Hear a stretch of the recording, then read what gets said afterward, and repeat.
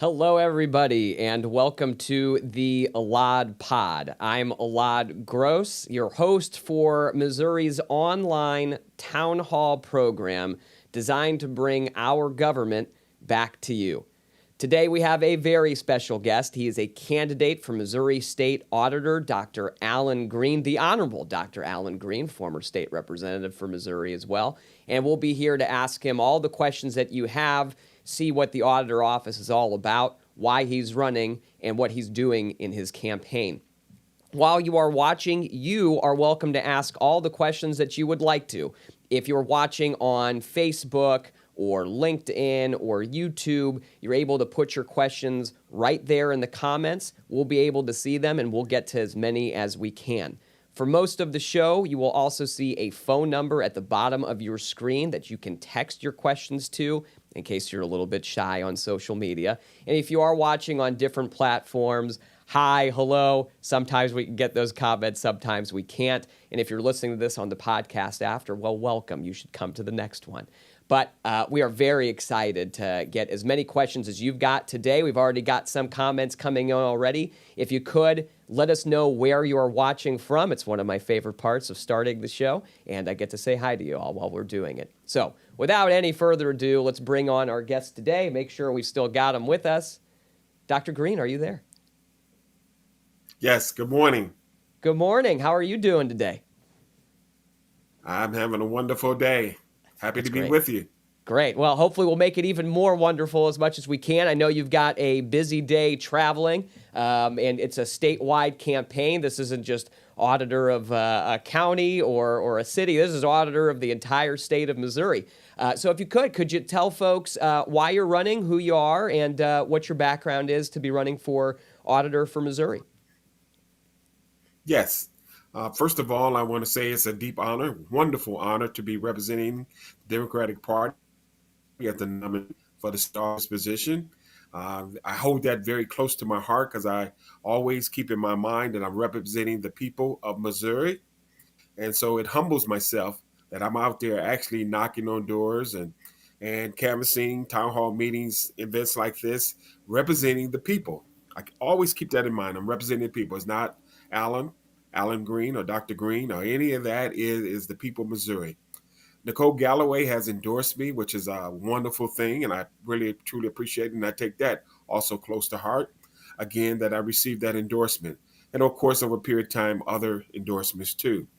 Uh, this is something that, when you are a kid and you start thinking about what you want to do in life, Mm-hmm. was brought up to me when I was in Monet, Missouri, and we were talking about our educational system, public schools versus private schools, charter schools, and the question came up, and I started thinking about when I was in the third grade, I had a teacher that I could not pronounce legislation, legislator. It's I could tough not one. pronounce those words Yeah, yeah. in third grade. Now, but here's the now. She worked with me. Back then, she was very stern, and I'm being nice. But when I got through with that class, not only could I say legislation and legislator, I became a legislator.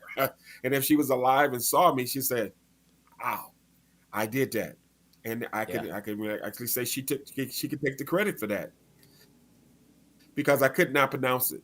And and we're in our educational system, many times we just need teachers to work with our students to get them to where they need to be. And I had Mm-hmm. that. I went to public schools, so I am a supporter of the public school systems. I want to put that on there. And Mm-hmm. what's so important about what we're doing in preparation, it began way back then. Of course, I had the opportunity to go to college. I did Mm-hmm. criminal justice and American diplomacy in undergrad. Did another master's in management and development and human resources. Then did another master's, which you would have thought it would have been enough, but then I did the MBA program. And Uh-huh. then you would have thought that was enough. No, I went to school again. And then I did the PhD program in seminary.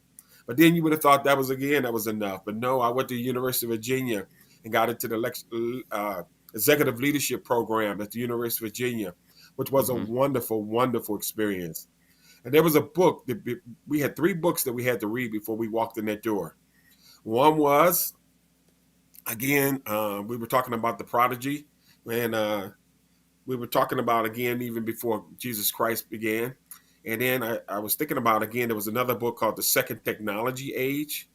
And then there was a third book, What Got Us Here Won't Get You There. Everything that you have done, everything you have done right now has prepared you in life to where you are right now. But to get you to where you want to go, you have to continue to prepare yourself. So you have to continue to train, you have to continue to learn. And that's where we should all be. And so this right now is the preparation meeting itself to run for this office. And I am Yeah. prepared. Yeah. You know, a lot of people don't know my background. So that was my educational background. But I've had the opportunity right now. I am the CFO for the Missouri Minority Business Development Agency. Okay. I'm also a private business owner, and my specialty is bonding and financing of projects. So I deal with books, I deal with financials all day long. And then prior to that, I've also had a chance, as you mentioned, to be a state representative for 7 years. And I was ranking committee member on most of the committees I ever sat on. But I also had the honor to serve 2 years as the Missouri Legislative Black Caucus chair. And so I had these great honors there. And prior to that, I also had the opportunity to serve in Governor Jay Nixon's firm administration as the director of the Office of Equal Opportunity. So I was a state agency director working with all 16 departments. And then prior to that, I worked in St. Louis County Executive's Office, Charlie Dooley and Buzz Westfall, and did many different programs and training and wrote proposals and initiatives over the years. And then prior to that, of course, I served 5 years in St. Louis Police Department, and that was a great honor in itself. And I got a chance to do all kind of things from being on the street to being in the police academy and teaching, do public service announcements, you name it. They gave me the opportunity to do it, which was a great, great, great opportunity. And I'm very proud to say that I have 3 sons that follow me. One is on the St. Louis City Police Department. One is in St. Louis County Police Department. I have one in Conyers, Georgia. And I can't leave my daughter out. She studied engineering. So that's comes up ring and why I'm here. And of course, there's a lot of questions when we talk about the auditor's position, but we can go on and on. I want the people to know who I am and why I sit in this seat. Yeah, no, it's great. I mean, it's a wide range of experience, right? And oftentimes, you get into one of these positions, and auditor is one that historically, touches on so many different topics, and having that different background can really inform where you go with that office, especially since you have, I mean, in Missouri, we have so many executive offices that on the federal level, a lot of them are kind of under one administration, right? Here, they can work with each other, and sometimes it's better that they do, but we have kind of a not really unique, because a lot of other states have this too, but where one statewide office can check the power of another one.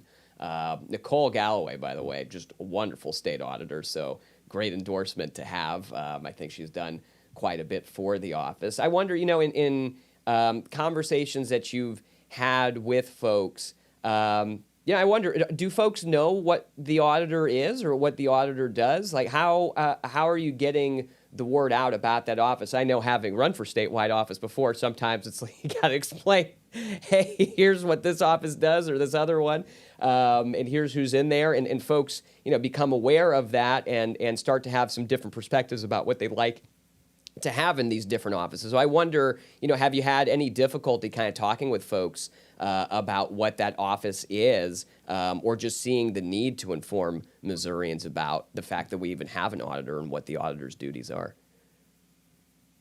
Well, the answer to the answer is no. I have not had a problem. Yes, there's some that, of course, do not and really do not have a focus on the auditor's office. Right. But as I was in Monet, Missouri 2 days ago, I asked that question. I began my conversation with that question, and there were quite a few people that had their hands up. That means they have done their research, and that's good. But that also means, too, that Nicole Galloway has also reached and touched them in a way that, again, they were following her. And so, of course, she did 2 terms as auditor, and then she ran for governor. So that's a great job in itself, following in her footsteps. A lot of people don't know, too, that the auditor is the chief watchdog for the money for the state of Missouri. And I always tell people when I begin my conversation is that, again, that money is not, my money. That's your money. Those are your tax dollars. And someone needs to be Right. scrutinizing and watching those tax dollars, which is very important. And that is what the auditor does, goes in and review how that money is being spent. Right. Right. Is there I guess is there a particular I know I don't know if you've met with these folks yet. I know in I want to say it was Clay County that there was a big push for a local audit. There were a lot of issues with local spending, a lot of actually some folks that you may have worked with in the state legislature who have, moved into local government there and have really reformed a lot of what's been going on. Have you heard, like, have there been maybe like already requests saying, hey, we have these issues locally, an audit would be really helpful here? Have you heard any kind of like, I guess, input from folks already about some spots in Missouri that they would like to see the auditor really active in? Yes. The answer to the question is yes. Mm-hmm. From St. Louis City to Kirksville, Mm-hmm. yes. To the Boot Hill area.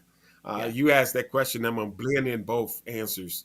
How to get the word out, how I've been getting the word out.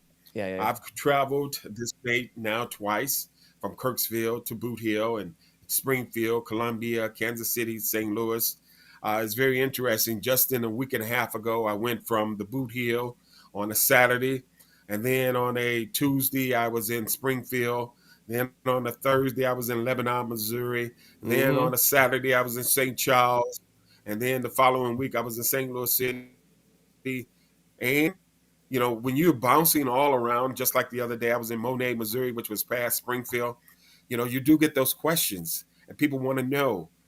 Here's what I try to I ask and I try to address this too, because I want them to understand how the process goes.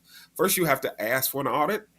If no Mm-hmm. one's asking for an audit, then you, of course, that's one of the key things I have at the top of my information agenda and flyer information is whistleblower information. I Mm-hmm. want people to know that they can inform the auditor's office if they see something that's going wrong. And the end part is you won't get in trouble for it. We should have that information. We should have that in the state of Missouri where you can be a whistleblower and there is no harm to come to you. And if there's nothing after an audit has been done, found no one and no misuse of money, there's nothing wrong with that either. Nothing. Right. But so many times people are afraid, a lot of times. And so they don't make that initial phone call or they don't say anything. But we Mm-hmm. want that to happen. We want people to be educated that that is your money and the misuse or the use of it is up to you. Here's another thing that's so important too is that there are millions of dollars that have come down, and there's a surplus of millions of dollars in the state of Missouri now. We're about to receive another pot of money, actually for the infrastructure. So we had the coronavirus money to come, which left a huge surplus. Now we're getting infrastructure money, and when that money goes from federal to state to local, a lot of people say, "Well, my county commissioner or my county executive is not spending the money." Mm-hmm. Well, and I have to tell people that that's okay. It's when they spend the money and then there's a misappropriation of the money is when Right. things go wrong. Just because now the money is not earmarked, okay, that's up to the legislative body of that particular county or that Mm-hmm. municipality or that city to spend that money. But if you have sweetheart deals going on, or you have, again, misappropriation of line items and things that are just not going the way it's supposed to be because of misappropriation, that is a whole nother issue than just letting the money sit. Yeah. And from St. Louis City to the rural areas, that is the big question. Why is that money just sitting there? There's nothing wrong with it sitting there. Long as when they decide to use it in the proper manner. So I just need to make sure that we understand that. All right. Right. Right. Yeah, it's a lot of I think especially when it comes to like, government finance and really operationally how the government is working. There's a lot of sometimes misconceptions, but there's also serious, like, why aren't we spending the money, right? It might not be in your office that decides that, but maybe obviously somebody's giving them the money, and they might not be too happy that the money hasn't been spent. I mean, we've got a bit of an issue now in Missouri about some of the assistance programs that were out there that had clawbacks, and if you didn't spend the money by this time, then they would have to come back to the Fed. So I mean, then we lose resources, right? And we see that all the time.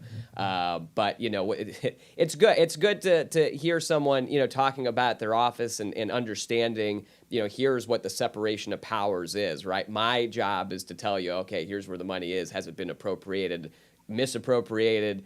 Just generally, here's what I could tell you. And then, if there's an issue, then here's this other official whose job it is to, either figure that out or you got to vote for different people. And that's a big part, I think, in Missouri. A lot of folks are, I wish government just worked. And you talk to folks that's like, well, I don't really vote. I mean, I don't really participate. And that's a really big issue if we don't have, you can have all the opinions you want in the world, but if you're not going to, take that step to go out there and make your voice heard, it really hurts all of us, because you probably have a great idea. You have a really good perspective on what we should be seeing. But if we're not hearing your voice in the booth and the ballot box, then we're really missing out on that opportunity. You're talking about. Correct. Yeah, and you're traveling all over. You're going to the western side of the state later today. What's the plan when you do? And maybe I'm trying to steal a tip or two, because I'll tell you what, some days I drove all the way out to Maryville and back, and that was my whole visit for the bad decision on my part. My campaign manager would make fun of me all the time for it. How do you? I guess where are you prioritizing in the state? Where are you trying to reach? How are you, getting those things set up? Is there a lot of coordination now with different campaigns? Kind of, what are you seeing out there statewide? Since you're a statewide candidate for this upcoming cycle, what impressions are you getting so far about the election? Well, we have a simple goal. We looked at again how Nicole Galloway won her the first time when she ran for the auditor. She won actually 14 to 16 counties. So not only am I targeting those 14 to 16 counties, of course, I'm traveling. She won. If I win the 14 to 16 counties, I should win this. Is that going to be easy? No, it's not. I go where people ask me to go. Pretty much I try, because I don't want people to feel that I asked him to come and he didn't show up. I don't want that. I don't never want to hear that. Yeah. I even walked into a meeting 2 weeks ago with the Tea Party. I'll be honest. Now, you will say, well, how does the Tea Party relate to the Democratic Party? Well, it doesn't, and it does. You have to remember, people vote, and they can also change their votes. So I went. It was very interesting to hear that, because you mentioned too, and we were just talking about that, they feel from their perspective, we should give the money back. On a lot of this stuff that we're doing, they feel that the state of Missouri should reject it and let others get it across the country, but not Missouri. Well, that wasn't my feeling, and I was explaining to them, how about roads, bridges, curving, schools, broadband, all these other things, when we're talking about the infrastructure money that the state of Missouri truly needs. And someone was like, well, do we truly need that? Do we really need that? Yes. You try crossing the bridge and the bridge falls in. Or you're traveling and you see the thing start to crumbling, and you say, well, where does that money come from? You have to have, again, some repairs that are done on that, and sometimes even tear it all down and start from scratch. And so you have these many, and you stated that, these many different divisions within our state in itself, of how they look at politics and also how they look at spending money. They do. And so I run into that. What was fascinating about that is when they got through, I asked them, why did you invite me here? Well, we invited you to roast you. To roast me? Yeah, that's why they invited me, to roast me. And did they roast me? Yes, they did. But I made it through with some flying colors, and they invited me back. Now, I got so many other places to go. that I probably won't go back to there. Yeah, But right. I did do my due diligence and I walked Uh, through that door. yeah. Yes, I did. That's great. So, That's great. I mean, there's so many folks, I think you kind of, and I'm sure you've heard this where they say, oh, we wish more Democrats would show up. And right now, with the legislature, the way it is, you've got concentrated areas where there are Democrats geographically. So, the state's a big one. And folks aren't, incorrect that they probably haven't seen because there haven't been elected folks in their areas. But, showing up to places like that, where you're probably going to have a whole bunch of folks disagree. I think it's great because then, it's really easy to dehumanize and vilify somebody you don't know. And then when all of a mhm. sudden the candidate is showing up, it's like after all that, even though it's going to be a hostile environment, that you didn't have to have them tell you they were going to try to roast you. You knew what you were going into.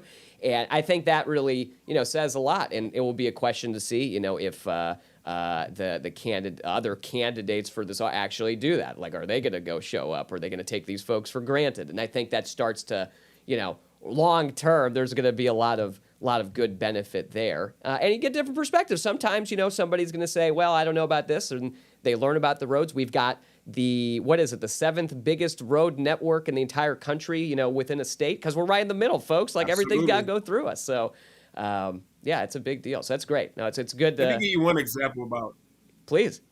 one example. It was a county that was close to Kirksville. And I didn't know, I didn't have any expectations of what I was walking into again. When I arrived, people, of course, flowing in. And I was later told that the room was Republican and Democrat. Hmm. I was like, wow, never been to that before. So, yeah, both Republicans and Democrats sitting in this particular room. Okay. So, I, of course, did my presentation. I answered my questions. At the very end, others, of course, had the opportunity to present because there was lots of different candidates. But the county sheriff came over to me at the very end, and I was standing there meeting and greeting people. He introduced himself. He told me he was the county sheriff. He told me that he was a Republican. And then he said, I am going to vote for you, Dr. Green. He said, I like what you said. I like what you stand for. And you are going to get my vote. I was like, wow, wow.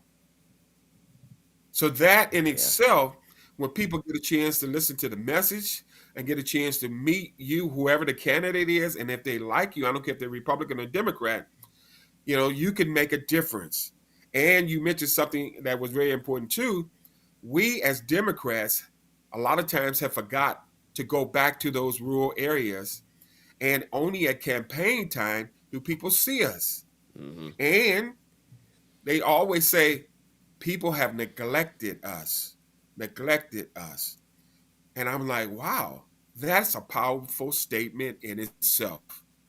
And so we have our work to do and to continue to do. And so that is very thing that I have, again, being elected, is to be visible Hmm. across the state. Be visible, very visible, because people want to see you. Sometimes they don't want to hear you, but they still want to see you. All right. That's exactly right. I think that's a really good way of summarizing that. Let me ask you this. And we're getting a couple questions coming in via text too, so I'm trying to intersperse them a little bit. But you were in the legislature. You Mhm. mentioned that story when you were a kid. Didn't even know how to pronounce the word, and now look what happened.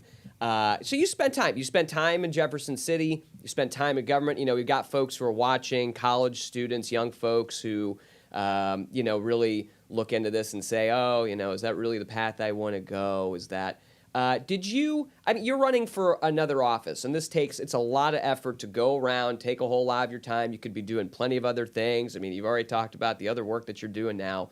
Uh, why, why did given that experience, why did you decide to run for this? Well, that is a great question.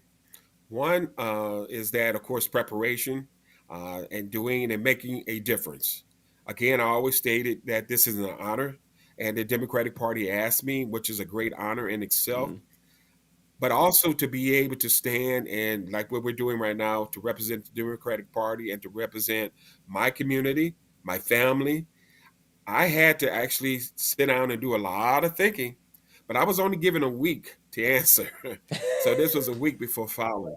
Yeah, Yeah. yeah. So Uh-huh. that was not easy. Yeah. I had to make a lot of phone calls, especially the family members. Family members also prayed with me. And then the decision was made to do this.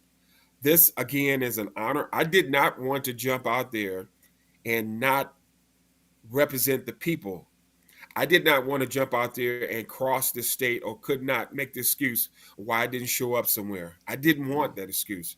When it's all said and done, win or lose, I'm going to go to sleep at night saying I gave it everything that I possibly could give. I talked to as many people, I reached out to many people, I shook hands to as many people as possible, and I gave it my all. That's all I can do. When I went to college and I was studying political science, history, criminal justice in undergrad, I used to wonder sometimes, wow, would I ever get that opportunity? This is my opportunity. Mm. I am smiling because here's that college student also, like you just mentioned, that said, will I ever get that opportunity? My opportunity is in my hand right now and I'm doing it. And so, did it take years? Yes, it did. I went through raising a family, yes, working various jobs, as you know, I noticed when I talked about my background. But here I am right now, and you're asking that question, and I'm very proud to say I am actually running statewide, Mm. and I am happy as could be, and I'm giving it everything that I could possibly give. Yeah. What better honor could this be? And so, if you're a young person and you have dreams and desires and you want to do it, go for it. If you are an older person and you still have that spunk to go up and down the highway, go for it. This is not a young person's game. It's not an old person game. This is a people person. And now I have to add that Uh, we're dealing with some serious issues. So be ready for that. And be ready for what's in your heart. You don't have to go with what everybody else is doing. You're out here because you are the one in your heart saying, I want to make a difference. So go do it. yeah. What I guess kind of in that same vein a little bit, and maybe you can even make a plug for yourself. Websites on the screen, of course.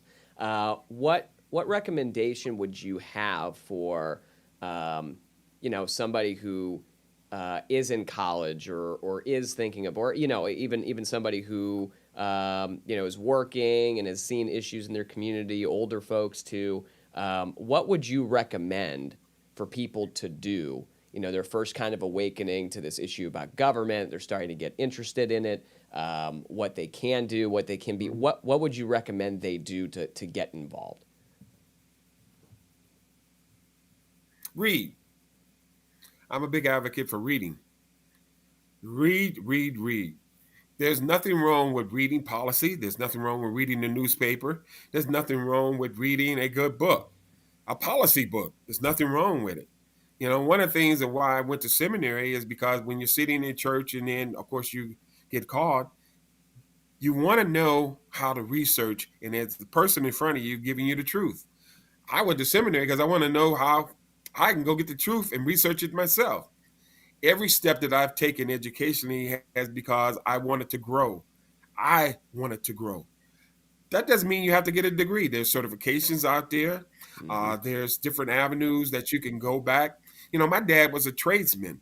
He was a pipe fitter. And Mm-hmm. my dad was one of the most educated person that I know. We used to read the Business Weekly, the Wall Street Journey, Money Magazine, you name it. He read it.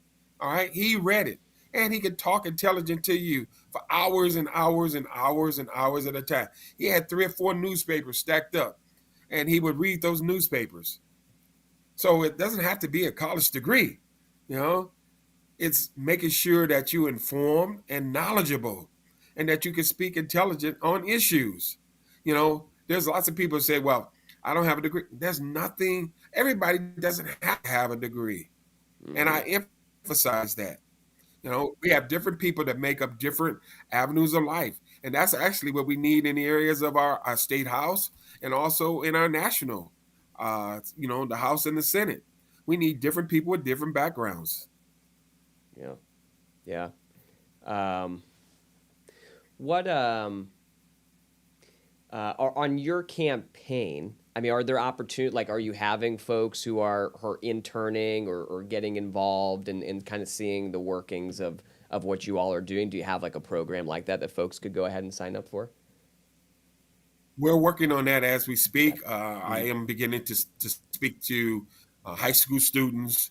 Mm-hmm. I do have some younger people that are beginning to help on the campaign. I have some older people that are beginning to help on the campaign. The journey, because I didn't have anybody in the primary, was to get Alan out into this community. And so Alan has been running the state, running the state, running the state. And I didn't have anybody in the primary, so I could show up any and everywhere. Right. But again, I do need volunteers. I Mm-hmm. do need money support. I on the table. The easiest part for me has been small talking to people. The toughest part has been raising money. And for me to do what I need to do, I have to raise money because the gentleman that told me when we were in the Kirksville area, and I was telling you about the sheriff and everybody else, everyone keeps telling me that if they get to know you, Alan, they're going to Mm-hmm. vote for you. You have to get your message out there. When I was in Monet, Missouri this week, and the guy stood up that was the chair, and he said, there has never been a black person in the history of Missouri that has been elected statewide ever in our state.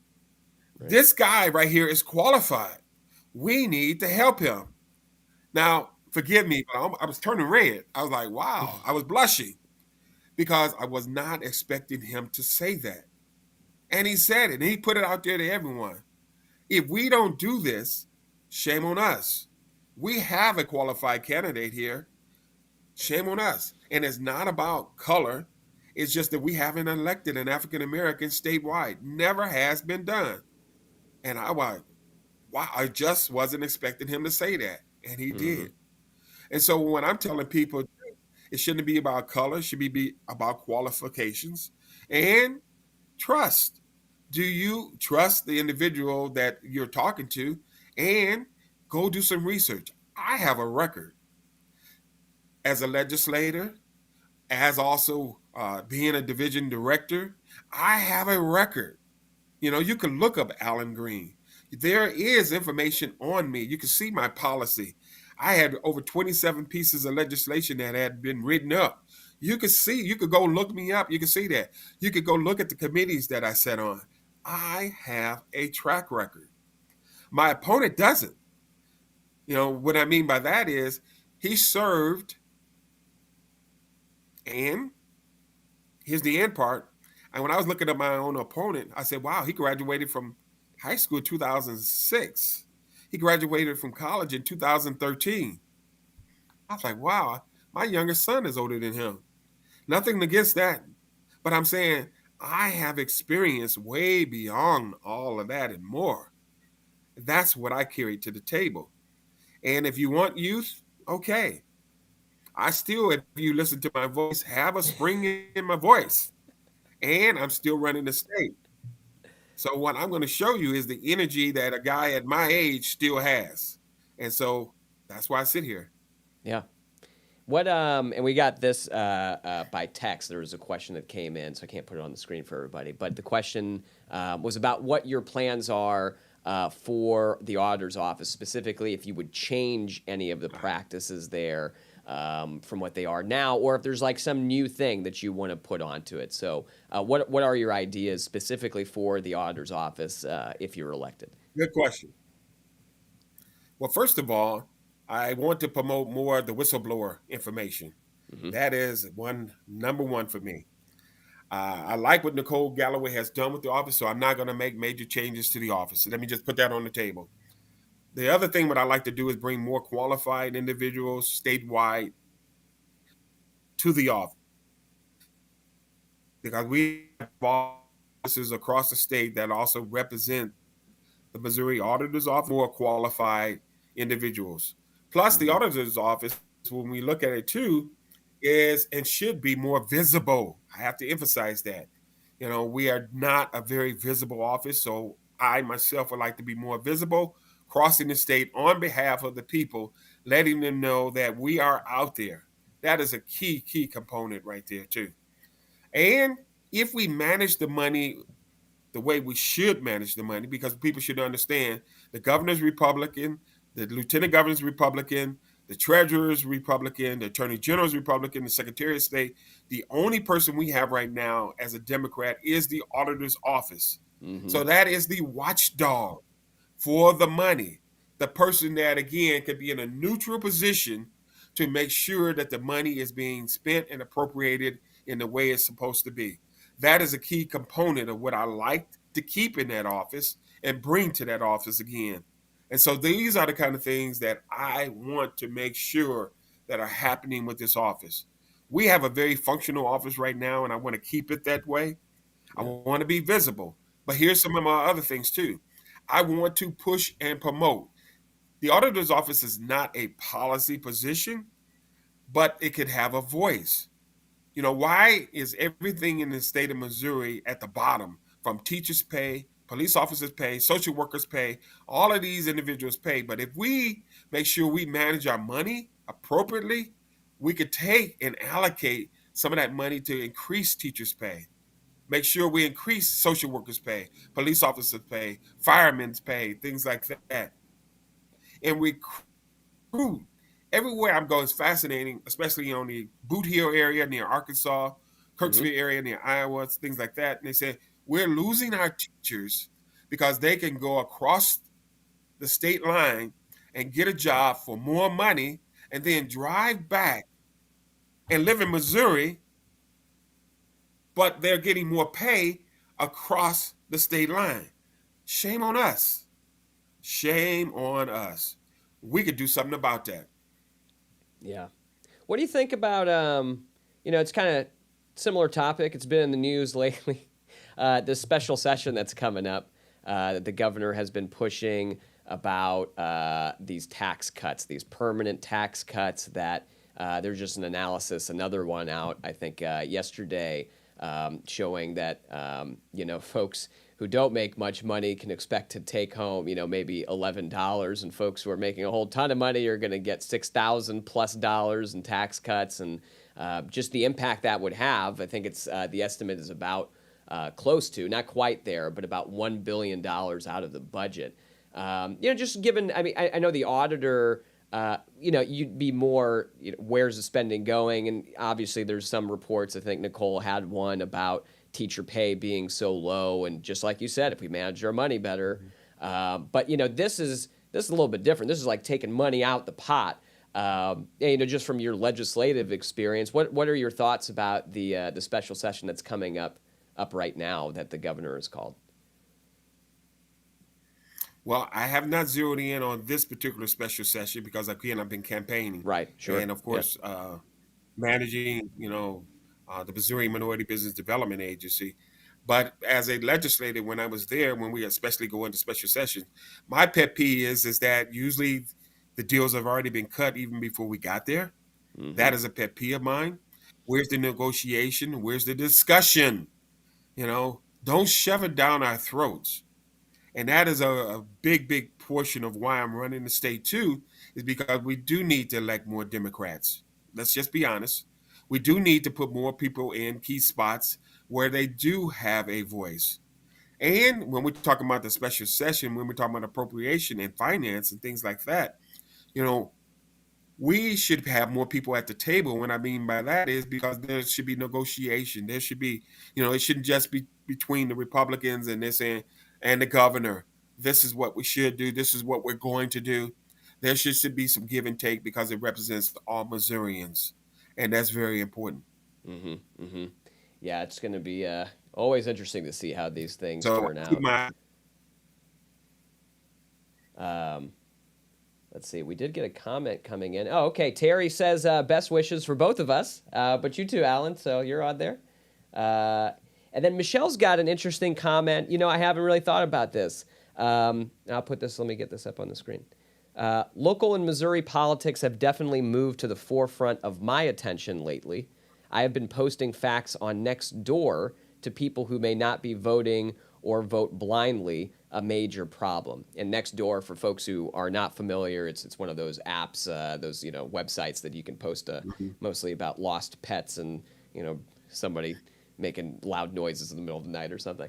But I mean, it's great, right? You got to find, just like you said. I mean, you're trying to find folks where they are, and then communicating the importance of local politics. And I don't know. I think.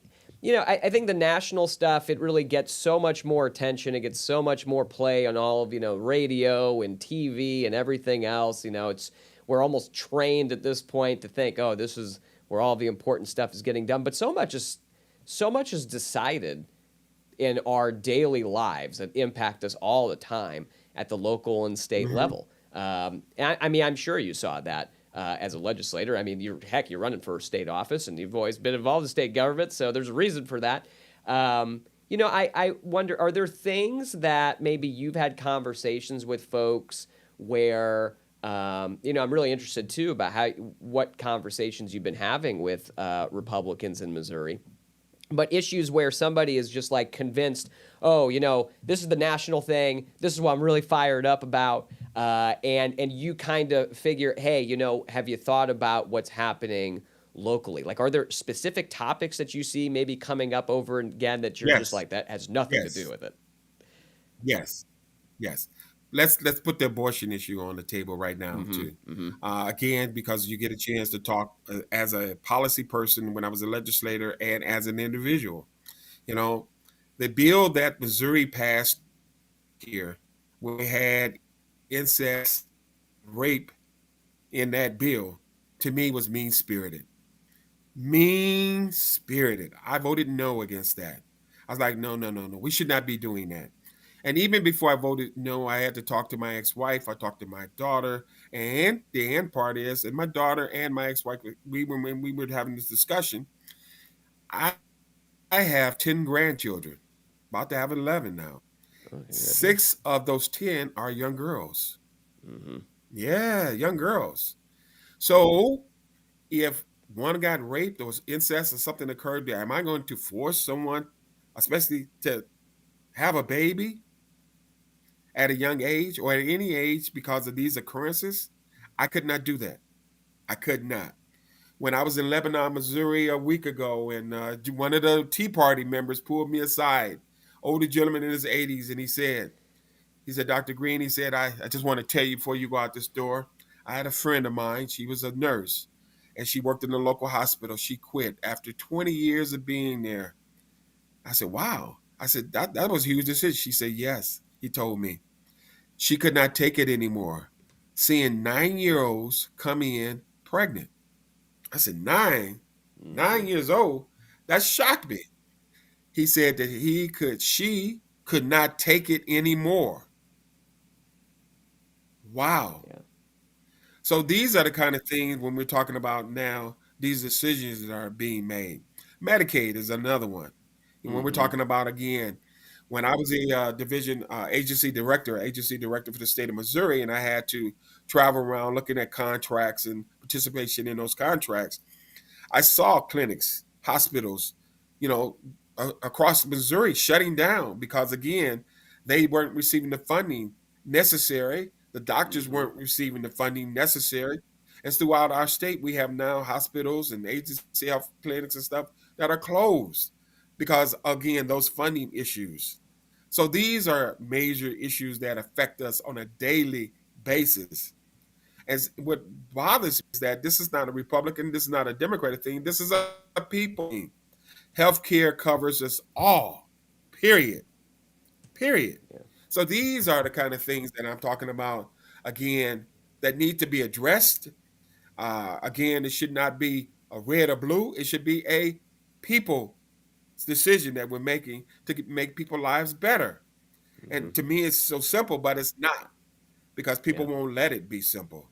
So these are some of the key issues that you mentioned on a broad scale that legislators deal with, and many more. There are many more economic development issues, things like that, attracting businesses, increasing the minimum wage to $15 an hour.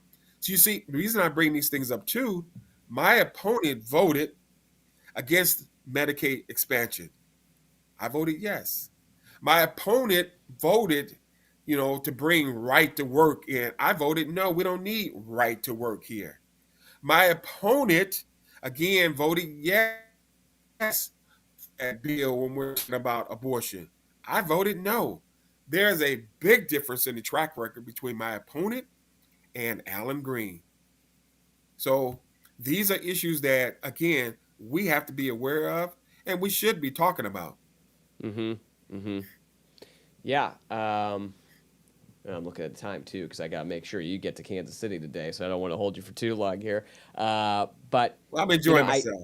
yeah, good. That's good. No, it's good. We're getting some good stuff coming in. I think a lot of folks are agreeing with you on the comments in here that I'm seeing. And thanks everybody for participating too. And if you've got more questions, we can't get to them today. Go ahead and post them, and we can get them over to Dr. Green too. I do want to ask. I mean. And just to kind of bolster what you've been saying too, I mentioned this before. I think it was we had Trish Gunby on, and we talked about this issue too about abortion. I was at the state fair talking to somebody who's a Greitens voter, Republican, very much, very conservative, and is absolutely fuming about the extreme abortion ban that Missouri has. One that even at the time President Trump was opposing. He said this is far too extreme. Unfortunately, only one Republican stood up in Missouri to say the same thing. But there's a whole host of problems around that issue too. I wonder, given your background and kind of the topics that you've been able to bring up. Have you seen? I mean, is that the issue? Is like the issue for a lot of folks on maybe the more conservative side that you've seen, and maybe this is kind of a theme I've just heard from a few folks, is just that they, there's a limit, right? That they believe something ideologically. Maybe they've agreed with the governor or some, the supermajority for a while of Republicans, but it's just like when you collect so much power, oftentimes you're just willing to go really far with it. Like your brain just changes, and so now we're passing these extreme things that aren't really happening. Some states they are happening, but they're not happening in states where you've got more balance and more negotiation. Just like you said, coming to the table and having more voices there. But I wonder, are you seeing that folks, Missourians, are just getting really upset with this concept of government overreach, right? Government trying to tell folks what to do, how to do it, getting involved in private issues that oftentimes are left to the family, oftentimes are dealt with doctors, for example.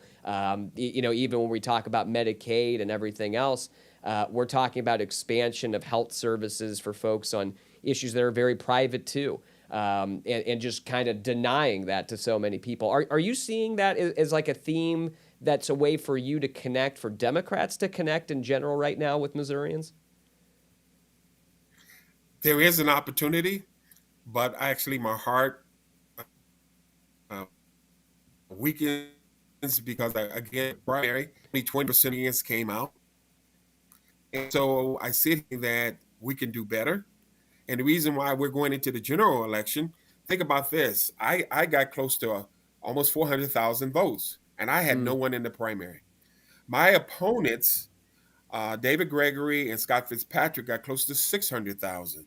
Mm-hmm. There is a gap of 200,000 right there. Right there. That was only 20%. Now, I don't know what's going to come out in November. I don't know what's going to be the hot button issues or what's going to drive people. But is there an opportunity? Yes. Yes, it is. A great opportunity. But we cannot sit on our hands. Mm. We cannot just say, well, I'm not going to participate. Or there's great ideas out there like we're talking about, and there's situations that can be changed, but we don't participate and go vote and make sure we check off the lever and tell our friends. One of the things that I want to say too is that, it's key when we're talking about now, there's division within our country and there's a division within our state. But we can close the gap. We can actually make some changes. One of the things that I'm pushing over and over again, and I have to put on the table that, I'm not far to the right and I'm not far to the left. I'm a moderate. Some things I'm liberal on, some things I'm conservative on. I'm just going to be honest with who Alan Green is. But I do want to see things done. Mm-hmm. I get very frustrated when nothing is getting done. Mm-hmm. And I think I'm speaking for most people. Let's get some things done Right. because it represents each and every single one of us. And that is the most important thing. Right. Right. Okay, we're gonna do a couple quick that came in. Well, Macy. Hi, Macy. Oh, she's listening from nearby Cape Girardeau, not quite there. And let's see, John. Okay, John's got a question here. Hi, gentlemen. What are your thoughts on legal cannabis on the ballot? John, that's a really good question. I know personally, I'm an attorney. Personally, I have some concerns right now with some of the language in that. I mean, generally, conceptually, yeah, I've talked about this a few times on here, so John, I'm sure you know where I stand. But I feel very strongly that look, we're going in that direction already. Let's not, tie up Missouri and all of this stuff. Let's not do it in a crappy way that unfortunately some of the medical stuff has been really getting into that area too. And certainly for folks who, have criminal records as a result of stuff that we have made legal and plenty of people are making a ton of money on, all of those need to be expunged, and we need to figure out a way to invest a lot of this money in the communities that we've screwed over for a long time as a result of this terrible kind of policy. That said, what is on the ballot, so for folks who don't know, we will be able to vote on recreational cannabis in Missouri, but there are some details in there I've heard some concerns about. So I'm actually going through it now, but I'm hoping to do another episode specifically on that ballot issue. So stay tuned. I don't know, Alan, I don't know if you've had time to look at it at all, or your thoughts about it in general, but Well, let me I just let me just jump preface in it. real quick again, because I Yeah, know time is ticking on us. A right, lot of right. people don't remember or know that right before Prohibition, actually marijuana was legal in our country as well as alcohol. But during Prohibition, they made marijuana illegal. They made alcohol illegal. After Prohibition, boom, alcohol was made legal. Marijuana was illegal. Boom. Now we go up to the future right now. And I have to say again, when we're talking about medical marijuana, I did write letters of support to those individuals. And I'll be honest, most of them got the contracts that they were going after. Mm-hmm. Years ago, when I was in college, there was a paper that we had to write in college. I was a freshman on the legalization of marijuana. That was over 40 plus years ago. Yeah. And I wrote that we should look at legalizing because, again, it is the underworld is the one that is capitalizing on the tax base. And so many individuals have gone to prison in this area. And another piece that I don't even talk about in my career, I actually managed years and years and years and years ago a federal alcohol and drug program and working with Joseph Califano as part of his think tank. And he was out of Columbia University. So I have that background because, again, I helped change some things in the nation in that area. But that's a whole nother discussion Right. away from what we're doing right now, because that again goes back to data. It goes back to making sure that things are in order when we make these decisions. And so I can give you tons of research in that area too. And we need to be careful with that because, again, I do come from a law enforcement background. Mm-hmm. And here's the end part, that's why I actually got chosen to be part of that think tank because I had a quote unquote criminal justice background to participate in that research. And in that research, it was Harlem, New York, Tampa Bay, Florida, Oakland, California, Kansas City, and Missouri. It was only 5 states that were chosen, and we were one of 5. So I put on the table, we need to be careful with what we're going to do. I think eventually it is going to be legalized. I'm just putting it on the table, and the country is moving in that direction. Mm-hmm. Yeah. Yeah, and it's a lot of the stuff we're seeing on the ballot is a result of deadlock or just poor policy focuses in the legislature, and you get a big response to that. But Dr. Green, thank you so much. for taking the time. I know you've got a busy schedule. I want to give you, if you've got anything, closing stuff, your website, alankgreen.com. It's been on here the whole time. But if you got any closing remarks you want to make to some folks, want to give you that opportunity, and then we'll get you out of here and back on the road. Thank you. You already mentioned about the website, which is Dr. Alan K. Green. I would like people to go to the website. Also, my Facebook page is Dr. Alan Green for State Auditor. If you would, I would like you to go to that page. I would like you to join that page. I would like you to like that page and then send it to a friend and have them to like and send it. If they like and send it over and over and over again, the number grows of the attention that Alan Green needs to get out there, that exposure. The last thing I want to say too is, of course, donations. You can go to Dr. Alan K. Green or Dr. Green, alankgreen.com, and you can click on my website. I can use donations. We're in a fight here. I want to win. I want you to win. So we win together. When we, again, working together, we can make Missouri go green for our green dollars. Thank you again. Oh, I like it. I like the green. Okay, that's great. All right, well, if you need the social spots, look, they're up on there right now. Folks, thank you so much for tuning in. Dr. Green, thank you so much for taking the time to talk with folks, answer folks' questions. And if you all are ever looking to replay this again, or you're looking for other episodes, previous ones, previous discussions, you can always find us at eladgross.live.